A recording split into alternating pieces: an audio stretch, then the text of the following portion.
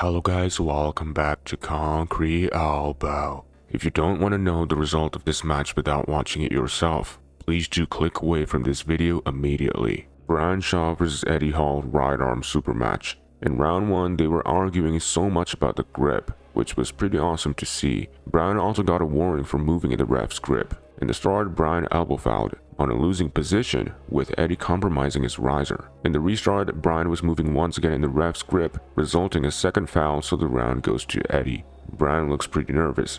Devin was backing him up, while Eddie was trash-talking so confidently, telling Brian to not foul and not lose. 1-0 Eddie. In round 2, the referee offered the straps. Brian accepts, Eddie declines, so no straps. In the go, Eddie tried to topple Brian like how Neil had taught him, but Brian prevented it and instead managed to topple Eddie back with his brute hand and back pressure strength and gets the pin easy. Unfortunately though, right after Eddie elbow fouled. In the restart, the same thing happened again, but this time without Eddie elbow fouling. Eddie now realizes that Brian is indeed too strong. 1-1 for both. Round 3 looks like to me both were trying so hard to top roll without slipping, especially Brian, because Eddie was just intentionally holding on to prevent Brian from slipping. I was kinda confused when Eddie kept telling Brian to not slip, when I don't think Brian was intending to slip either. But nonetheless, there was a bunch of free gripping, making the round last longer than it's supposed to. But at the end, once again, because of his superior strength and power,